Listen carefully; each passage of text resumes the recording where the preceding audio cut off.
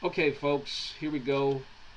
Co-main event slash main event, second half of my UFC 138 predictions video. Okay, co-main event. We've got Brad One Punch Pickett versus, I think you say it as Renan uh, Barbwell. I'm sorry if I don't pronounce this guy's name right. You know, these Brazilians, they got all these funny names or whatever. So, but I'll just go with Renan Barbwell. Um, of course, Barbwell is from Brazil, and Pickett, of course, is holding down the UK. From what I've seen on the preview of these two gentlemen, this could be the fight of the night potentially, and I think it will be a fight of the night. Number one, because it's bantamweights, and then it's number two, um, two really good strikers complemented with good jiu-jitsu. So, yeah, I think this might be the fight of the night because, you know, unless you've been sleeping in your bed for almost about a year or two, you would know that when it comes to bantamweights and MMA, you already know it's gonna be hell, you know, and it's gonna be breathtaking. So that's what I expect from these two. Um, both of these guys are tremendously fast. Both fight at an extreme quick pace, so you know they're gonna go non-stop, balls to the wall for all three rounds. Um, Barb Wild trains out of Nova União, which is the home, of course, of um, the UFC featherweight champion Jose Aldo, and of course Diego Nunez as well. So Barb Wow is training with a very good team in Brazil. Uh, Brad Pickett, real tough guy. I saw his fight with Scott Jorgensen. That was a classic. Both guys were swinging, you know, just going for it all. Pickett landed some good shots on Jorgensen, but Jorgensen was able to come away with the win. I mean, he was just a better man that night, but Brad Pickett certainly left a good impression in my mind, and you know, I like him. You know, I like his attitude. I like his courage, his bravery. You know, so yeah, man, this is good. This is gonna be an excellent fight, and the Barb Wow kid, you know, he seems to have a lot of potential himself. From what I understand, he's on a. Let me check this right quick. Is it a 14 fight win streak? If I'm not mistaken, 14 or 15 fight win streak. That's big. So Brad Pickett, you know, if he didn't have anything to fight for in this fight, uh, that's definitely one of them. I mean, if he can end this guy's streak, number one in his hometown, and number two in an impressive way, you know, I think that'll shoot him right on up the ranks in the featherweight division. So, you know, so Pickett, you know, I know he's gonna bring it. From what I've seen, both of these guys, like I said, very well rounded. Pickett, he's more. I say Pickett is probably more of the slugger here, as opposed to Barwal being the more technical striker, being that he combines leg kicks with punches and elbows and knees. And he also has very good takedowns as well, does Barwal, as does Pickett. So both of these guys can grapple, and both of these guys can strike. But I think the difference is gonna. I think the difference here is kind of gonna be like, you know how Cyril Diabate is with Anthony Perosh. I think Barb Wow is just a more technical guy. He comes from, you know, the Muay Thai style, which is, you know, using all of the 8 limbs, which are the fist, the elbows, the knees, and the feet. So I think he's gonna demonstrate all of that in the fight, as more of Brad Pickett is just a boxer like striker, but he still has good footwork and still has good combinations. And if he lands on barbed wire, he could still knock him out. But I just think that barbed wire, he comes from a world-class team, and he trains with the UFC featherweight champion on a daily basis. And as good as Brad Pickett is, how can you stop that? You train with a champion 24/7. I mean, you have no choice but to win. And plus, he's on a 14-fight win streak. That is unreal. I'm not saying Brad Pickett can't do it, because I believe he can do it. And, I wouldn't be surprised if he did do it. But, when you got a guy like that trains with a team, full of contenders and champions, and he has the type of striking arsenal and the jiu-jitsu that he has. I mean, he's a black belt in jiu-jitsu as well. So, I mean, I just don't see how Pickett is going to be able to stop that. I mean, if he can somehow close the distance and get in this guy's face and let his hands go, and just try to back this guy up and not give him a chance to breathe, then of course he can win. I mean, I'm giving Brad Pickett a chance, but I just think that barbed wire is going to be too quick. His striking is a little bit better than Pickett's, and if it goes to the mat, I think he has a much better chance of submitting Pickett than Pickett does of submitting him. So I'm gonna go with barbed wire here, and I'm gonna pick him by submission. I think Pickett is a little bit too tough to knock out, although I think Renan has the ability to knock him out. But I think being that Brad is just so tough and just so determined, I think he'll have to take this fight to the ground and submit him. So I'm gonna go with barbed wire by submission.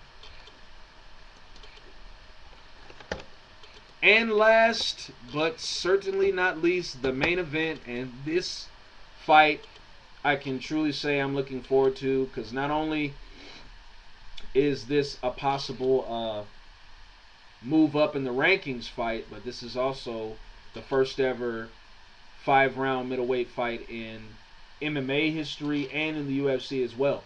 So this is a very groundbreaking experience we're about to witness on Saturday. But it's going to be Chris the Crippler Lieben going up against the Filipino wrecking machine, Mark Munoz. Both of these guys have really come a long way in their careers. Mark Munoz, of course, enjoyed his success in the WEC at light heavyweight. Came to the UFC, kind of got a bad welcome with Matt Hamill and that head kick loss. And after that, he decided to make the move down to middleweight and has looked very, very well at this weight. He's beaten some solid fighters, from Kendall Grove to C.B. Dalloway to Damian Maia to who is another Ryan Jensen. So yeah, well, I wouldn't say Ryan Jensen, but no disrespect, but definitely C.B. Dalloway, Kendall Grove, and Damian Maia. I think those are probably his 3 biggest wins ever. And a win against Chris Lieben, I think that moves him up just a little bit closer into that title contention, or in that group of contenders in the middleweight division. For Chris Lieben, this is a very important fight for him. I think Chris Lieben needs to win this fight a little bit worse than Mark Munoz does, just for the simple fact that he's kind of been on a seesaw type of run, so to speak. 2010 was great for him. Had 2 back-to-back wins. Well, actually 3. One against Jay Silva, tough guy, and a very tough Aaron Simpson, and of course the world-class Yoshihiro Akiyama. Then he had a heartbreaking defeat to Brian Stan in a devastating KO. But then he comes right back in July and probably has, in my opinion, the greatest victory of his career against Wanderlei Silva. Knocking him out, in 3 minutes of the first round in their fight. So Chris Lieben really needs another big win, to really get himself back in the conversation of top middleweights. And I think he has a good chance. I think Mark Munoz has a good chance. Chris Lieben has improved vastly on his skills. We've seen some submissions incorporated. His striking is always going to be there. I mean, his striking is A+. It may not be the most technical, but it's definitely effective, and that's what counts. Speaking of striking, Mark Munoz has been polishing up his own brand of striking, moving down to King's MMA with Rafael Cordero, who has been the longtime trainer of guys like Wanderlei Silva and Shogun and Anderson, among others. Yeah, he's been doing this thing down there, and it's paid dividends. Of course, he has his own gym, Rain Training Center, over in his hometown of California. So, yeah, Mark Munoz has been doing this thing. Basically, this fight is real simple. Mark Munoz wants to take the fight down, use his superior wrestling skill, and try and take Chris Lieben down and get that ground and pound going. Chris Lieben wants to stop the takedowns and keep the fight standing. Now, Mark Munoz, like I said, has gotten better with the striking. He's starting to generate power in his hands. We saw that with CB Dalloway, and we saw that in some glimpses of the Damian Maia fight. So Chris Lieben is going to have to use footwork. He's going to have to circle to Mark Munoz's left to stay away from the right hand, and he's going to have to close the distance, get in Mark Munoz's face, and start letting his hands go, use the knees and the kicks. If Mark Munoz does take him down, Chris Lieben is going to have to find a way to try and submit him off of his back, which I believe he can do, and try to stay away from the ground and pound of Mark Munoz. And I believe if he can do that, Chris Lieben can win the fight. Now, realistically, how I see the fight going, I see Chris Lieben coming out from the start, getting in Mark Munoz's face,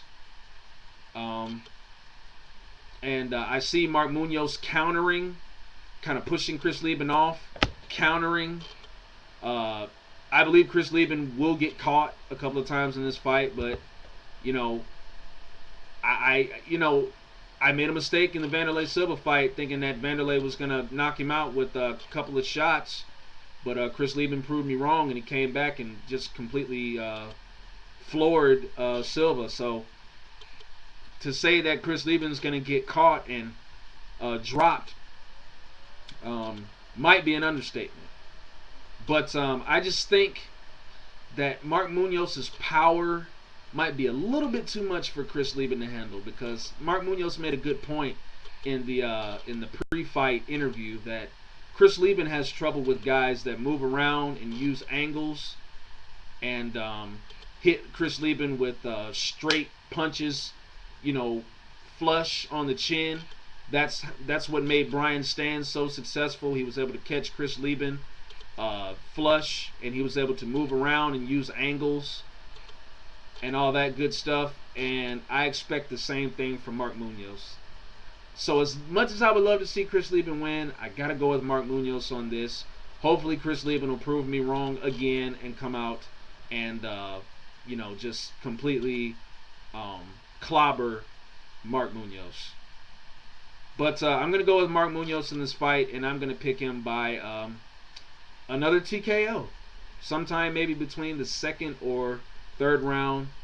I think, like I said, I think that power is going to be too much for Lieben. I think Munoz is going to move around, and I think he's going to, set up the right hand, and I think it's eventually going to land. So, you know, I'm gonna go with Mark Munoz by TKO. Like I said, hopefully Chris Lieben will take those big punches from Munoz and hopefully, you know, keep coming forward and nail him, you know, with a couple of punches, and then eventually fire that left hook and drop him. Because I would love to see Chris Lieben win this fight. And I still believe he can. But I just think that Mark Munoz is, I think his power is going to be a little bit too much. So, there you have it.